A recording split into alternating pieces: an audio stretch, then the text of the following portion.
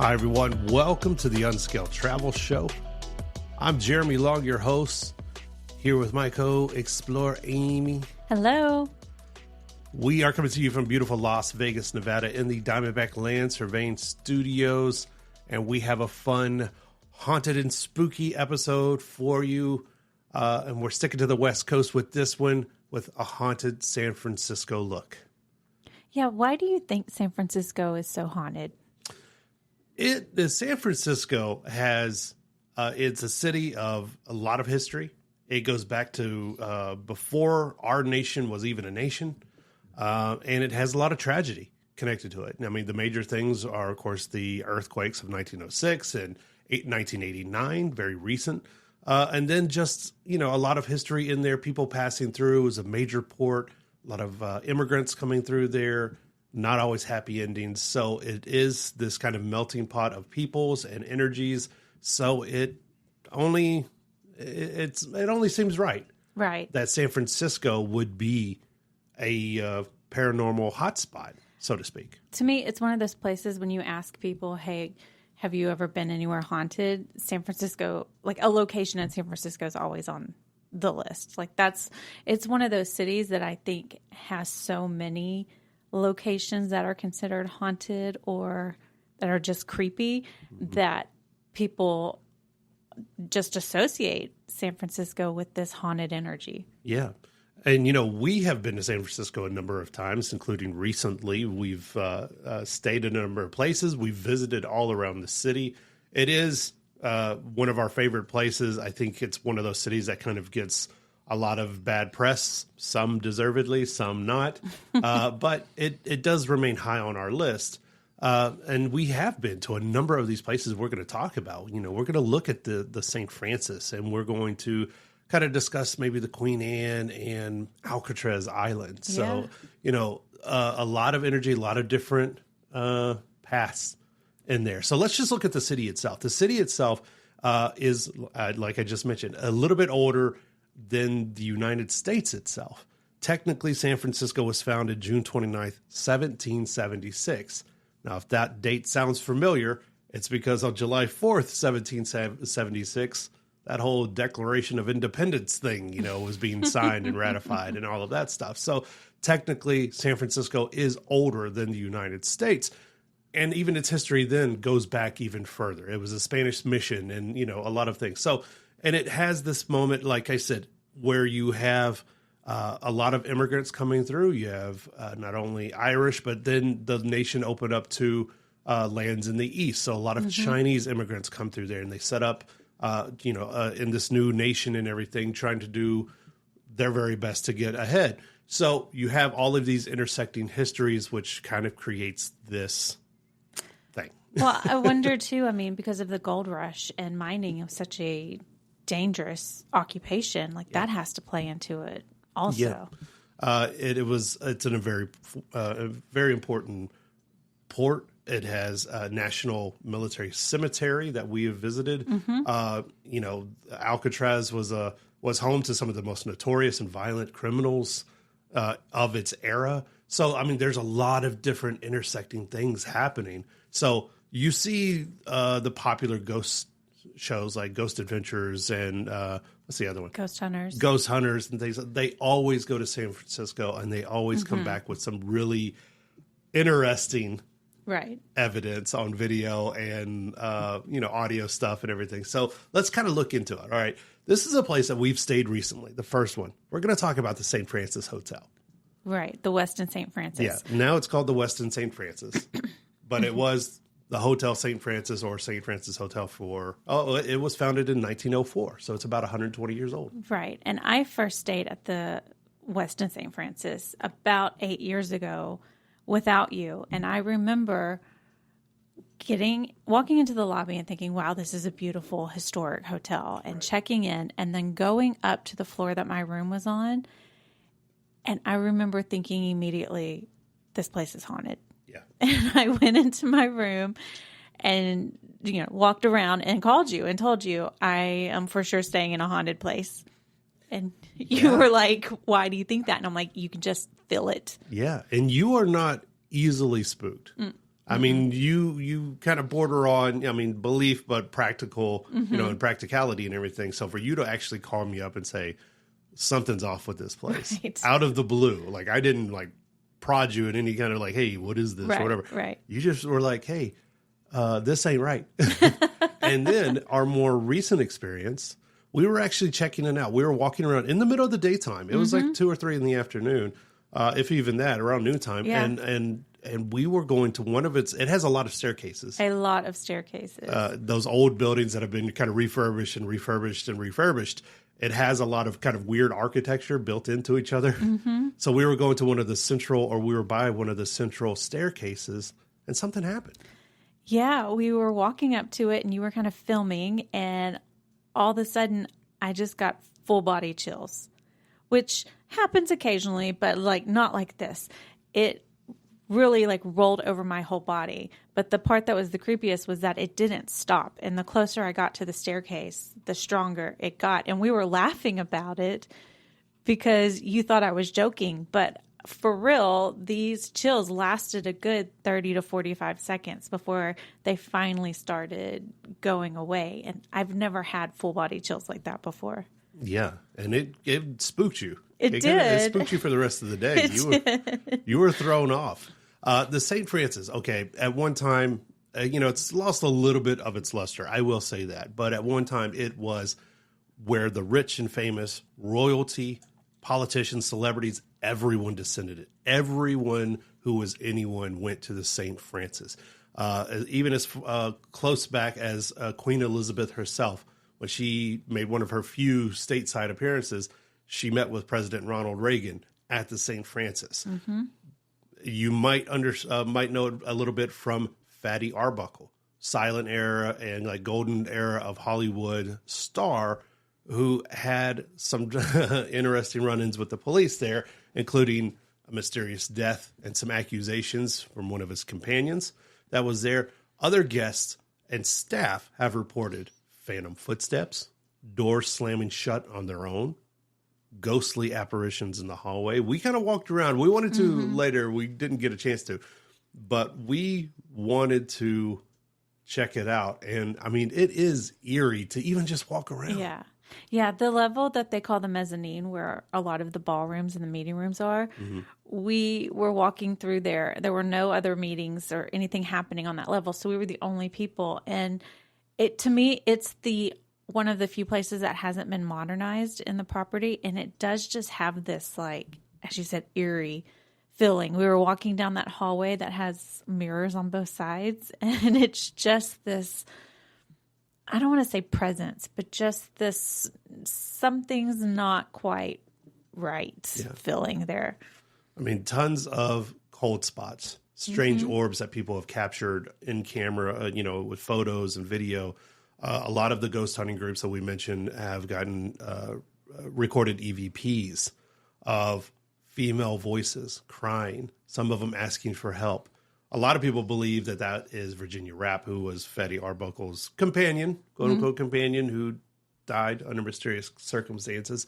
And a lot of other people are just like, hey, man, there's been so many documented and, urban legend, undocumented unfortunate demises in and around that hotel and even just the land itself, that it just gives off this vibe. It does. And of course, really does. The hotel is smart. They don't go advertising it. They don't want any part of the haunted history of it.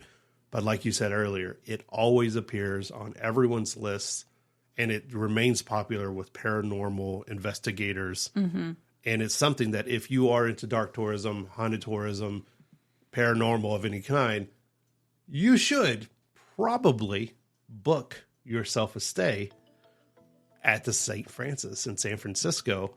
And, be respectful, but definitely walk around a little bit, man, because there's something in that place, man. And it ain't just whatever, I don't know, the fish sticks. It's the Unscaled Travel Show. We'll be right back.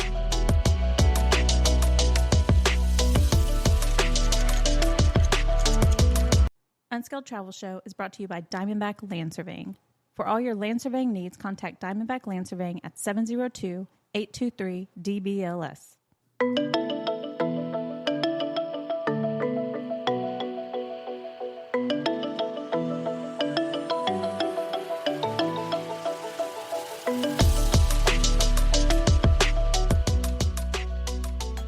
Hi, everyone. Welcome back to the Unscaled Travel Show. I'm Jeremy Long, your host, here with my co-explorer and co-host, Amy. Hello. We're coming to you from beautiful Las Vegas, Nevada in the Diamondback Land Surveying Studios. We're having a ghostly good time talking about, haunted San Francisco and some of the places that you can go and visit to get your haunt on, girl. I don't know what that was about. Oh, so we were chatting about the St. Francis Hotel, probably the most famous haunted hotel in San Francisco. And, a question that I thought about while we were walking around in the city, we went to some different haunted locations. We're going to get to Alcatraz and the Presidio and everything, but I don't think I've ever asked you, I think where you stand on ghosts and the paranormal, but for our listeners, where do you stand on the ghosts and paranormal? Because I can explain it all day long, but what do you actually believe? I mean, do you believe there are ghostly? I believe in a spirit realm, I guess, but would I say that I believe that spirits stick around a location? I that's not something that I really put a lot of stock in, but when you feel something that you can't explain, what else would you call it? I do believe in a spiritual world. I grew up religious, and that's part of that. Like angels and yes, things like that. Angels okay. and, okay. Things. And that people have a spirit and that spirit goes somewhere when you pass away. But I never put much stock into a spirit hanging around on Earth and haunting a location. But there have been times I've felt something, you hear something, things happen that make you question. Are there still spirits here that shouldn't be? Very interesting. Okay, good. Do you? Do I? That's, I do. And I love the show, Ghost Adventures. I love that show. We grew up on that show with our kids, I should say, watching it and everything. My question is always why is it Victorian era ghosts? Why? You did ask this question when we were in San Francisco. How come it's not it's not. It's not Chad from 3 years ago. He crashed his Beamer. It's not a stockbroker bro. It's not a finance bro. Chad is just bro, what's happening? And he doesn't know he's dead. He's terrorized, in his penny loafers. I don't know. Anyway, so we were talking about St. Francis, but now let's turn our focus to another hotel there. This one's on Sutter Street. It's the Queen Anne Hotel. Right. So a little background. Originally, it was an elite girls' boarding school in the 1890s, and now it's a boutique luxury hotel. Again, on Sutter Street and everything.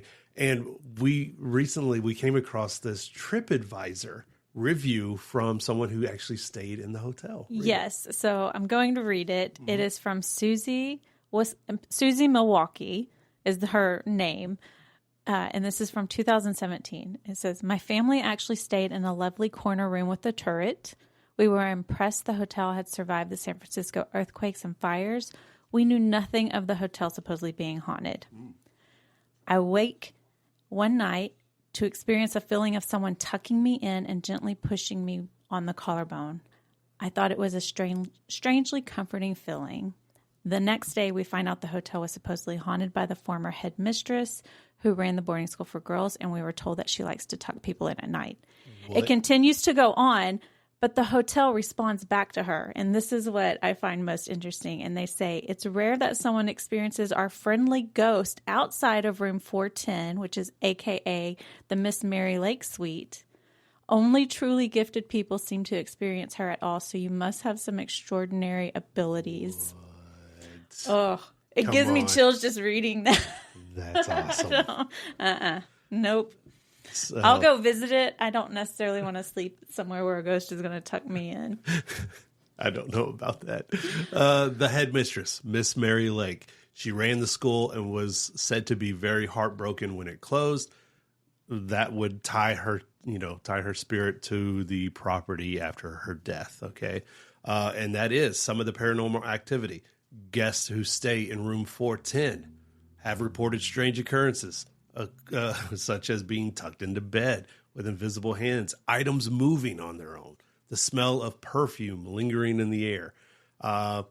And this is one of the rare properties that actually acknowledges that something otherworldly is going on. And I mean, they don't like go into it, but they do acknowledge that, yeah, sometimes some stuff happens here.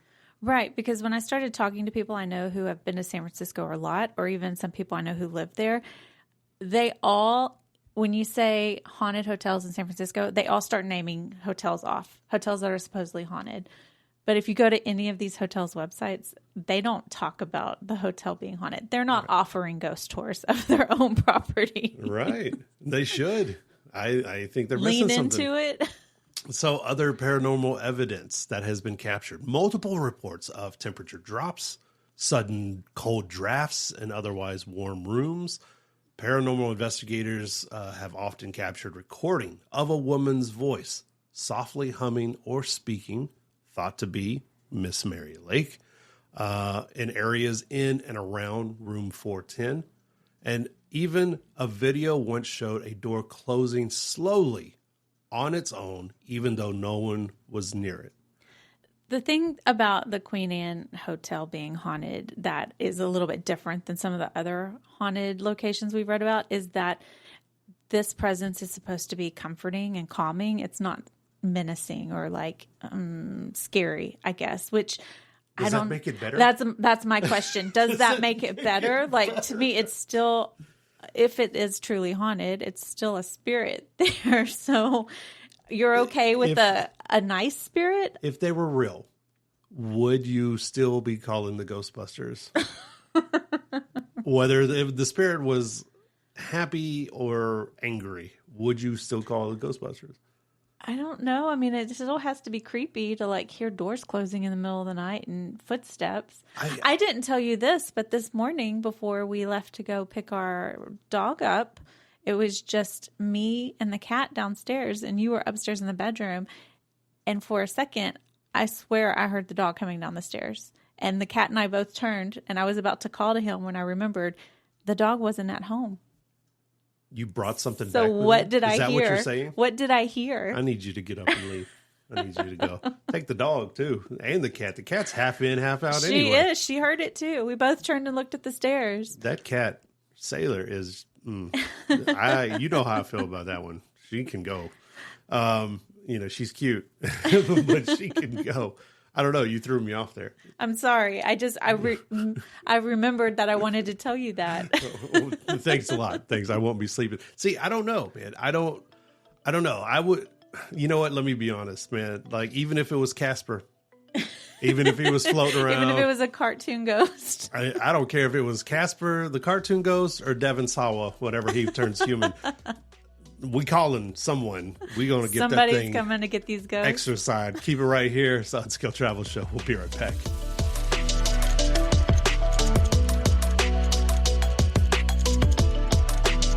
Unscaled Travel Show is brought to you by Diamondback Land Surveying. For all your land surveying needs, contact Diamondback Land Surveying at 702-823-DBLS.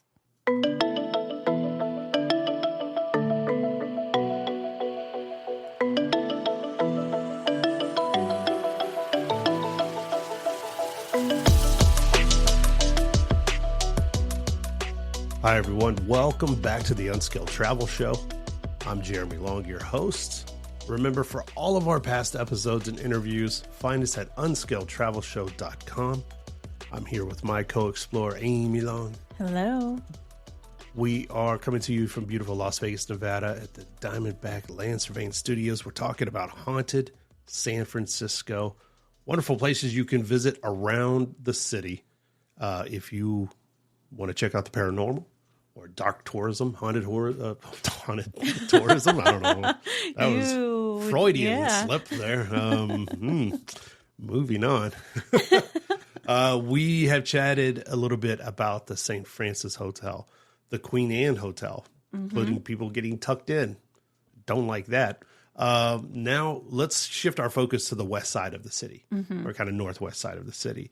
At Land's End. It's really the Golden Gate recreational area. and it has a ton of hiking trails if you've never been over there. It's also one of the more paranormal, has a lot of energy on that side of the city. A lot of activity. Yeah, a lot of activity going on. And this centers around a couple of places, the Sutro Baths and the Cliff House. Right. The Cliff House originally was built around 1863, but you were telling me you did a little bit more reading on it. It's been rebuilt a number of times. Yeah, it says on this particular website it's been rebuilt at least 4 times because it's burnt down to the ground, completely burnt to the ground, at least twice. And then other times there's been just damage to the house, other things that they've had to tear it down and rebuild it. Now it is a restaurant, but it was at one point a home, and it is still reported to be haunted. Even as a newer building that only operates as a restaurant, people still report paranormal activity there. Yeah. Right. So is the ground haunted? Like, that's the question. Are the grounds themselves haunted? Is it because it's right there on this cliff where the baths are, where there's so many shipwrecks and other things, that just the area itself is haunted and it doesn't matter what building is on the property? Yeah, it might be. A lot of activity, a lot of energy can sometimes manifest itself, especially, you have the meeting of I've read somewhere like the meeting of the ocean and the land, and, it's always stirring things up, that crafty ocean. But the Cliff House itself, I mean, it wasn't always like this. It was seen as a very, very luxurious place. I mean, again, you're talking about near the beginnings of the city. So out there was very, it was very much for the rich and the famous and celebrities. We're talking U.S. presidents have stayed at this house, or the original home and everything. But the Sutro Baths are something that are around there as well. These were lavish public bathhouses. They were built in the late 1800s, I think somewhere around 1895, 1896. And they also burned to the ground in around 1966 or so, leaving behind skeletal ruins of them, on Land's End and everything. So it's also been the location of drownings, and just it has this ominous atmosphere about it. Right. And I unknowingly, a couple of years ago when I went to San Francisco, you were busy, so I went off and ventured by myself. I walked around the city, bussed around the city, went to different areas, and I remember walking through this area. I didn't stay for very long. Why? I'll tell you why. I don't get spooked very easily unless I, kind of goad myself into it. And it was the middle of the day, but it was a very foggy, like overcast, typical San Francisco day. And I was walking by the area, and I found myself alone on a trail. And that's when I was like, just an ominous feeling. I found the closest bus stop that I could, which was a little hike away. And I made my way up to Baker Beach. That's when I went up to Baker Beach that time, and then saw a bunch of nude people. And that was a different kind of haunting. But this one, I remember it clearly now because I was like, wow, it just had this ominous energy about it. And I didn't know until we started researching this episode that it had such a kind of this tragic past of all these strange things that have happened. Right. I think too, because I remember like the first time we went to San Francisco, and you probably don't remember this, but we got on the bus, and I remember we were just riding all over the city. And we got off over near the Cliff House because I remember seeing it in the distance, and we didn't know what it was at the time. But it, again, was one of those foggy, overcast days. And I remember we got off and we started walking, and then we just decided to turn around and get on the next bus that was coming in like 8 minutes. Like, it was just we got off the bus. We thought we were going to walk around the beach area, and just something made us decide not to do it. Yeah. And like we later found out, we were near the Cliff House. That was the building that we saw in the distance. It's just a feeling there. I don't know you can't describe it. Just this feeling of like, I shouldn't be here. Some of the activity that people have reported seeing, shadowy figures standing next to the water's edge as if peering down into the water and then just disappearing. Strange mists rising up from the sea. Now, this one you got to take with a grain of salt. It is next to the water. There's always something coming out of that water.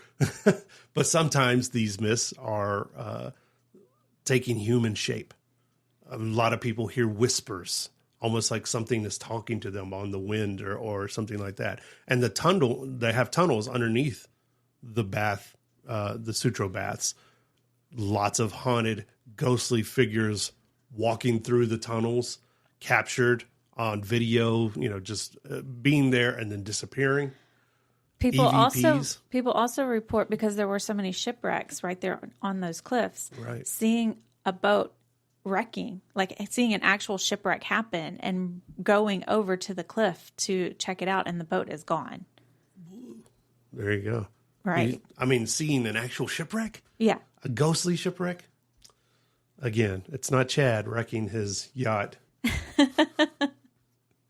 I'm guessing this would be an older ship. I don't know. But that place has a energy to it. And that's when I felt myself that I was like, no, I'm going to go ahead and cash out on this one, bud. So keep it right here. We're going to have more. We're having fun. It's Haunted San Francisco. It's the Unscaled Travel Show. It's your favorite things in the world. We'll be right back.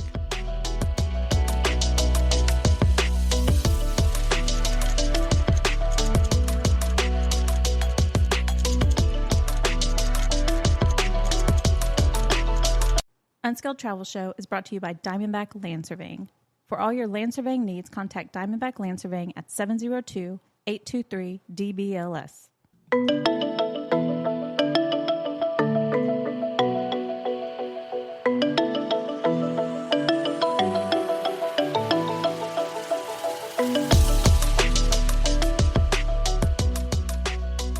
Hi, everyone. Welcome back to the Unscaled Travel Show. I'm Jeremy Long, your host, here with my co-ghost hunter, Amy. Hello. We are in beautiful Las Vegas, Nevada, the Diamondback Land Surveying Studios. We are talking about haunted San Francisco, some wonderful places you can check out if haunted history or haunted tourism is your thing, which it's the perfect time to go see and do, which is, Witches and ghosts. And, if you go on unscaledtravelshow.com, you can catch all kinds of paranormal episodes. We've visited Salem. We have visited the Lizzie Borden house and tons more haunted hotels and houses and all kinds of stuff. So check it out, unscaledtravelshow.com. This next one was just too fun to leave off. Right. It is technically in San Jose, which is south of San Francisco, but it's often grouped together in it because it is within driving distance. It's close. It's like an hour away. Yeah, or you can take a train. So, you can make your way down there pretty easily. This is the Winchester Mystery House. Now, this was a mansion built for ghosts. By a ghost. No, I don't know. Give us a little history on the Winchester Mystery House. Okay, so the first thing you need to know is that Sarah Winchester lived with her husband and daughter in Connecticut. Her daughter was an infant and she died. And then a few years later, her husband died. And so Sarah decided to move from Connecticut to San Jose. In San Jose, she bought an 8-room farmhouse and began what is known as the world's longest home renovation. It lasted until she died in 1922.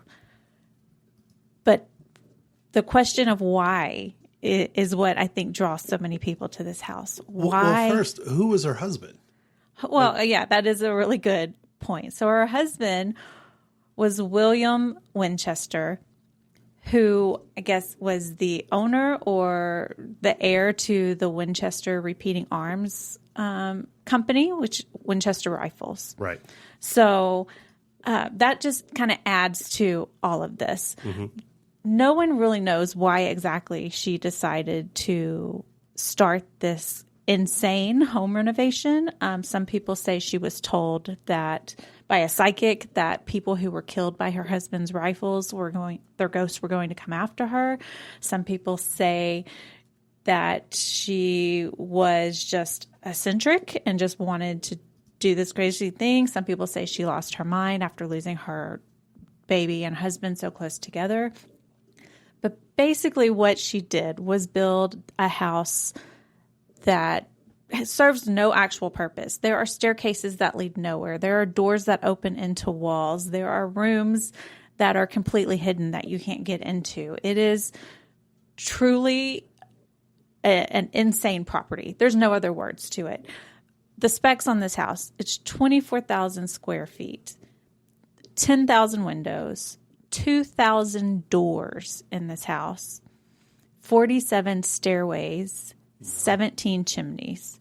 I mean, the list goes on and on and on, but it like I can't even describe how crazy this house is. How much would that have cost her? I mean, I know they had a fortune because he was, had the Winchester rifle and everything, but how much did she spend? And when she passed away in 1922, they estimated she had spent $5 million at that time, which in today's currency would be $71 million on renovations. Wow.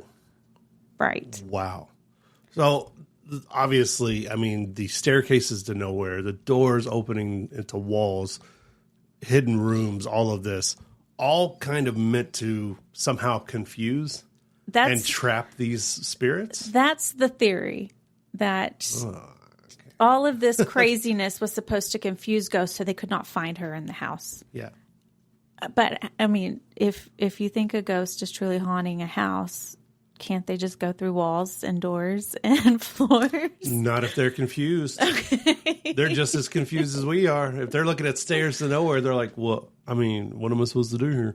I mean, okay, so a medium gets a hold of Sarah, obviously tries to take advantage of her, but tells her, I know one of the urban legends is like, they told her if the house was ever completed, she would die. Right. And she did live a very long life. I mean, she was, 80s, in her 80s or so when she passed away. So I guess good job. Yeah. You did it. And poor people are crazy. Rich people are eccentric, right? I mean, that's the story and this we're getting. Eccentric lady continued construction on this house for almost 40 years. 40 years. Yeah, she believed it. If someone got a hold of her, she believed that. So visitors and staff often report cold spots, hearing voices, shadowy figures. One of the more notable ghosts is said to be Sarah herself, walking around, being spotted in and around her favorite room, where she allegedly communicated with the spirits that drove her to build this house. So she may have stayed in that world, the paranormal world, seances, Ouija's, all of that. None of that confirmed, just urban legend that's grown over time. Maybe she was trying to communicate with her husband. Maybe so. Like Houdini's widow. He died, and they set up some secret communication. Oh, right. You do seances, and this is what I'll do if it's really me. Mm-hmm. And she never got the confirmation she needed. But Sarah had a lot of money and time, so she did that. But there have been a number of paranormal, evidence, a little bit of it captured, EVPs in empty rooms, footsteps pacing back and forth in deserted hallways. And there's, again, we kind of just go back to this thing where it just feels eerie to be in and around this place. Right. I mean, this place, it is a tourist attraction. Yeah. So they draw, it says something like they've drawn over 12 million guests since the doors opened in June of 1923. But it's like, are they coming because they think it's haunted, or are they coming because they just want to see this insane house? Maybe a little of both? It might be just curious. Maybe. Curious one way or another, whether you believe in haunted history or haunted whatever, or if you just want to see some doors and stuff that go to nowhere. Yeah. It's you could just hang out with me for a little while. There's conversations that lead nowhere. This is the Unscaled Travel Show. We'll be right back.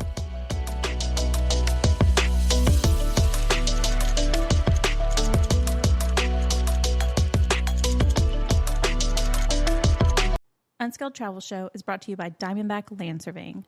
For all your land surveying needs, contact Diamondback Land Surveying at 702-823-DBLS.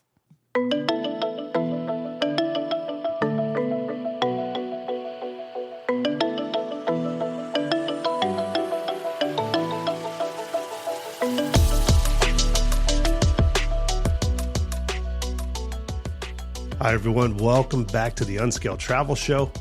I'm Jeremy Long, your host, here with my co-host, Amy. Hello. We're coming to you from the Diamondback Land Surveying Studios in Las Vegas, Nevada, talking about haunted San Francisco. Some wonderful places you can check out if you'd like to. You know, people check in, but they don't check out. That kind of stuff. Remember, you catch all of our past episodes, interviews, unscaledtravelshow.com. We appreciate everyone that checks out the website and also our YouTube channel, where we're finally starting to post videos of some of our adventures and travels. So go there, subscribe. We appreciate it. We've covered a lot, but let's get into some more. Let's get into... There's so much. There's so much. And it's always tough because you got to leave something off. You know, we only have so much time. So let's make our way to one of the older parts and ghostlier parts of the city in the Presidio. Okay. Right. It has so many areas of it that are haunted. I would venture to say all of it's haunted. Yeah, that's a good solid guess right there. There's individual stories talking about the Officers Club. There is, and then the different bungalows and infantry, homes around that area. The old hospital. And that doesn't even include the National Cemetery, which is a military cemetery. All of this has been around for a very, very long time. So a little bit of historical context, right? So the Presidio served as basically kind of a military base for a lot of different eras in Spanish and American history. Right? It's witnessed all kinds of violence, death, especially during things like the Spanish-American War, the Gold Rush, World War I and II. There was all kinds of stuff always happening. And later on, it became the final resting place for a lot of soldiers and citizens from that era and beyond. So this was an area that we got to witness firsthand. Right. We spent some time there, walked around. The Presidio, not only just the National Cemetery, but a little bit of the area itself. Yeah, we've been there before, but this time we went with the purpose of seeing some of these areas that we knew are supposedly haunted. Mm-hmm. And the more research we did, almost every single building has some type of supposed haunted activity or paranormal activity. Right. Even the open fields down by the beach. The specific field is called Christie Field. It's right on the edge of the Presidio near the water. And it is said that during World War I, it is where pilots trained, and many of them had training accidents and crashed into that field. And it's supposedly haunted with apparitions of these pilots wandering the fields. Yeah. And that can go for, like you said, all of the buildings around there. It served so many different purposes. And I mean, all kind of focused around wartime, unfortunately, all of these things. There's even right next to it is the place called the Battery, which at one time had military guns that were protecting the ports and waterways. So the time and the history and then the history of the city and just everything else that comes with it, it kind of points to one of these areas like this is going to be a centralized place where all of this energy for the paranormal can kind of build in and around, which makes it really a good hot spot to go and set up if you're on the hunt for ghosts. Well, one of the things I find probably the most humorous is the building that's probably the most widely known as being haunted is the Presidio Officers Club, which is now a wedding venue. But they do ghost tours. They do ghost tours, and it's reported that a woman dressed in all black wanders the property. But if you walk up to this building, as we did, there is a giant sign out there of who to contact to have your wedding in this building. And you know what? No judgment. There are a lot of people that really do that. Remember that story? The weirdest thing I've ever heard. And I've heard a lot of weird things over the years, but the weirdest thing was when we went to the Lizzie Borden house and they said a guy slept on the floor in the exact spot where Lizzie Borden's stepmother, Abby, was murdered. Yes. And he didn't sleep in the bed in the room. He slept on the ground where they found Where her body was. Right. I mean, so people getting married in a haunted place that is now an event space, it seems a little tame. But the deal is that this actual location, the property is beautiful and it overlooks the bay. I don't think people are doing it because of the haunted history. I think they're doing it because of these gorgeous old buildings there. It is a lovely venue. But just to know that, oh yeah, my wedding's tonight and tomorrow night they're going to be hosting a ghost tour in this building.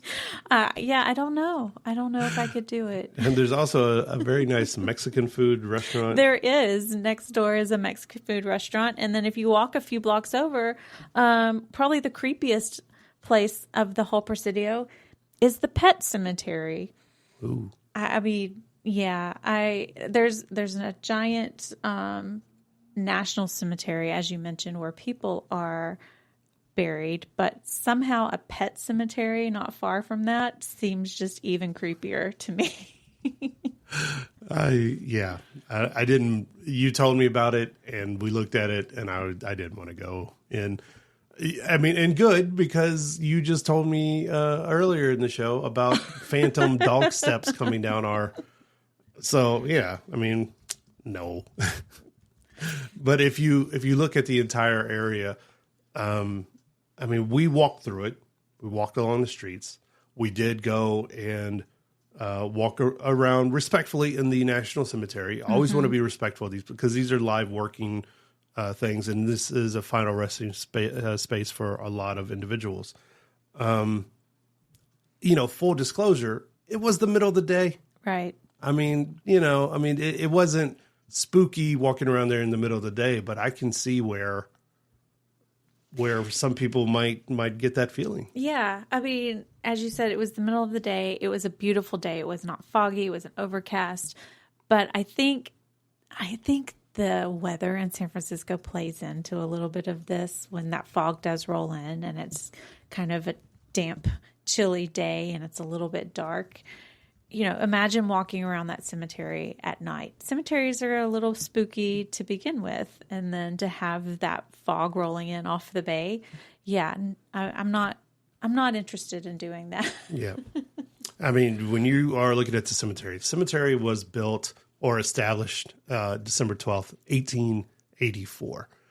It goes back a very long time now. When we talk about it, I mean, some of the paranormal experiences, just visitors seeing apparitions walking along the grave sites, along the lines, dark shadows, all of those kind of things that you might consider typical now, but it is, full-bodied apparitions of soldiers, some of them marching in formation, only to disappear when approached. Now, why are people approaching soldiers that are dead and marching? I don't know. You totally messed up their count, I guess. Because it's something like 30,000 soldiers are buried there. Yeah. Infrared cameras have captured shadowy figures moving between the headstones at night. Paranormal investigators, experiencing drastic temperature drops, EMF spikes. Some have even heard disembodied voices calling out in Spanish, going back to the early days of the fort that was established there. So we got a lot to go on, so it's a hot spot. It is. I mean, like we said, we were there in the middle of the day. It didn't feel creepy to me at that time, but I can see how if we had gone just a little bit later, I would have a totally different feeling about it. Ooh, I've got to chill because we were walking around there and a slug tried to attack me. So it's the Unscaled Travel Show. We'll be right back.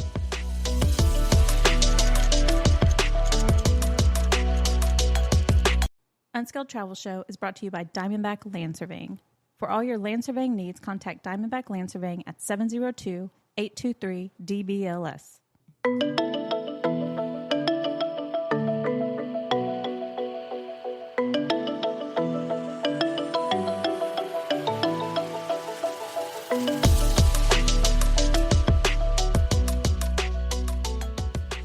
Hi, everyone. Welcome back to the Unscaled Travel Show.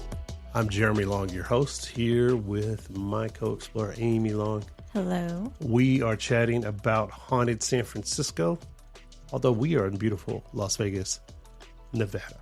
Sin City, safe city. There's no ghosts around here. Sure. We're in the Diamondback Land Surveying Studios. We have given you a lot of great places. Now let's talk about one of my favorite places of all time, Alcatraz Island. Alcatraz has a long history in the San Francisco area. It was first a fort and then a military prison before becoming a federal penitentiary in the 30s. And despite all of it, it was only a penitentiary, a working penitentiary for like 29 years. I think less than 30 years did it house criminals. But it is one of the most infamous prisons in the world, and it held some of the United States' most dangerous criminals of that era. We're talking Al Capone, Bumpy Johnson, the Birdman of Alcatraz, all kinds of people, Doc Barker, murderers, killers, violent criminals. And the prison was harsh. It had harsh conditions. It was isolated, a number of violent deaths. Even after the prison was officially established, there was a riot. Prison guards were killed, and then things happened inside to a lot of these criminals. We're talking murders, suicides, and even some hellacious attacks. And it's something that we recently got to go on a tour of at night. We went on a nighttime tour of Alcatraz. And to be perfectly upfront, there are a lot of people when you go. Right. And our group actually, because of things happening, technical glitches within the system, they actually had two combined groups. So we actually had a bigger group of people all go out to Alcatraz together. We're talking probably 200 or 300 people all together. So it wasn't until a little bit later on in our tour that we got to actually separate out and get some alone time in some of these different areas around the prison that people kind of thinned out a little bit. But it was fun. It was fun on a spooky kind of level. And they were even dealing with some technical issues and light issues of their own on the island, which meant that certain sections of the island around the prison that were normally lit up were completely dark.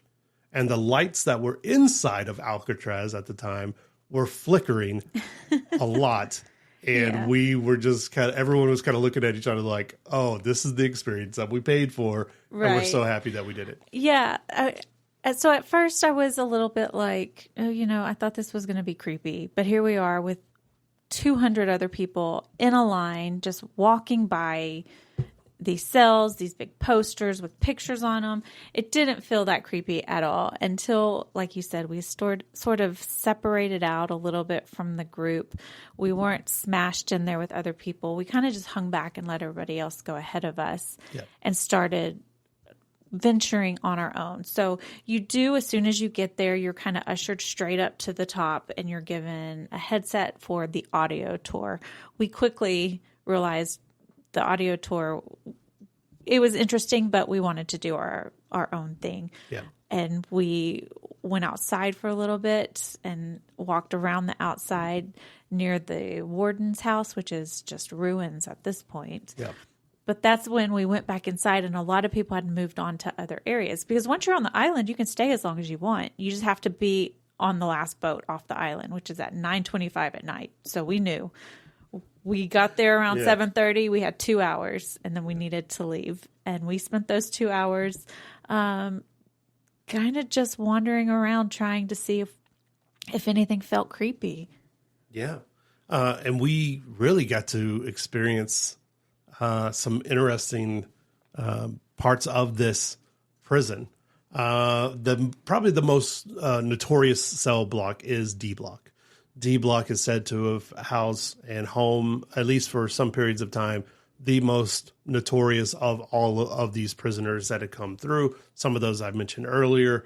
I mean, we're talking people with a litany of a long list of crimes against humanity there. And so the energy built up with the place and everything, it just, once you get alone and you don't have a rush of people around you, you can feel it. Mm-hmm. They have some of the gates or some of the cells open where you can walk inside and experience life when D block was a lot of isolation. Yes. They called it the hole, right? This is where you went whenever you messed up when you were already there in Alcatraz. Yeah. They threw you in the hole, which was solitary confinement.